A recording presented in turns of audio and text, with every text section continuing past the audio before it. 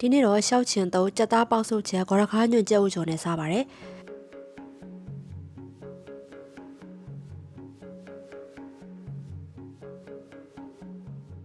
ကြက်သားကိုတက်တောက်ဆင်းပြီးတော့စားစနုံငရုတ်စင်းရောင်တင်မုံဟင်းခတ်မုံဂျင်းကြက်သွပြူထောင်းထားတာထည့်ပြီးတော့နေထားပါမယ်တကယ်လို့ကလေးရှိတဲ့အိမ်တွေကတော့ဂျင်းကြက်သွပြူကိုအရင်ညစ်ပြီးတော့ပဲထည့်ပါကလေးတွေကဂျင်းကြက်သွပြူကိုအဖက်လိုက်ဆိုရင်မကြိုက်ကြပါဘူး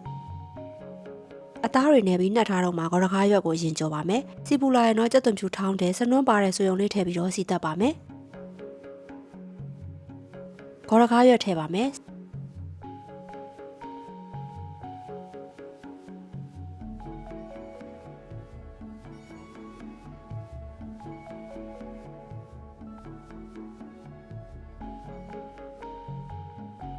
စားဟင်းခတ်မုံထည့်ပါမယ်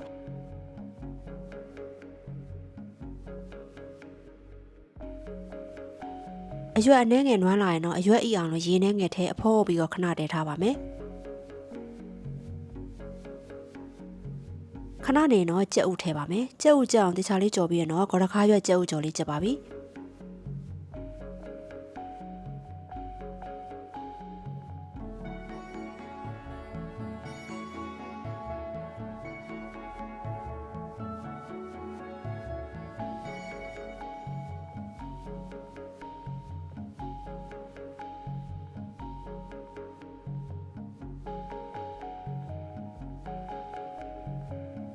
ကြက်သားပေါက်ဆုပ်ချက်ဖို့အတွက်ကြက်သွန်နီခရမ်းညင်သည့်ကြက်သွန်ဖြူထောင်းစီစနုံငရုတ်စင်းရောင်တင်စားဟင်းခတ်မုံငပိအားလုံးထည့်ပြီးမှမီးဖို့ပေါ်တင်ပြီးတော့စီတဲရင်းနဲ့တခါတည်းအနှစ်ချက်ပါမယ်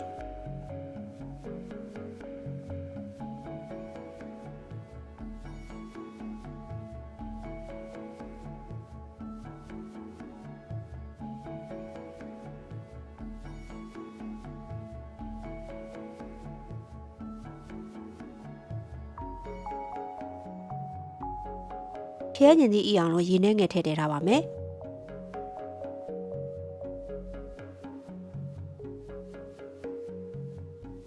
ခရဲညင်သည့်အီလာရင်တော့အနှစ်ရအောင်ဖိချေပြီးတော့အိုးမကက်အောင်ရေနှဲငယ်ထည့်ထည့်ပါမယ်ရေထည့်ပြီးတာနဲ့မီးအားကိုလျှော့ထားပြီးတော့ကြက်သားတွေကိုနှစ်သက်တယ်လို့ပုံစံလေးတွေလုံးပြီးတော့ထည့်ပါမယ်ရေတွေစူပွက်လာမှထည့်ရင်တော့အသားလုံးလေးတွေကကွဲထွက်တယ်လို့မို့လို့ရေမစူခင်မှာပဲအသားလုံးတွေကိုထည့်ပေးရပါမယ်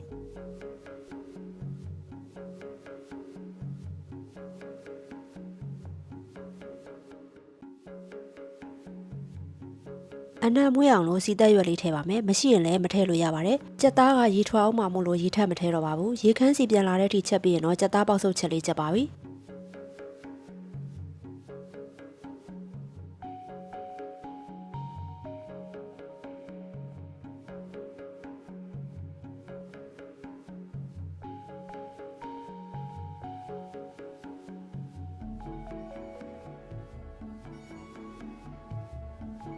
ပြီးတော့အမေပါဆယ်ထည့်ပေးလိုက်တဲ့ရှောက်ချင်လေးကိုစားဟင်းခတ်မုံငရုတ်သီးကြမ်းပတ်ကြက်သွန်နီလေးနဲ့စီလေးစမ်းပြီးတော့တုပ်လိုက်ပါတယ်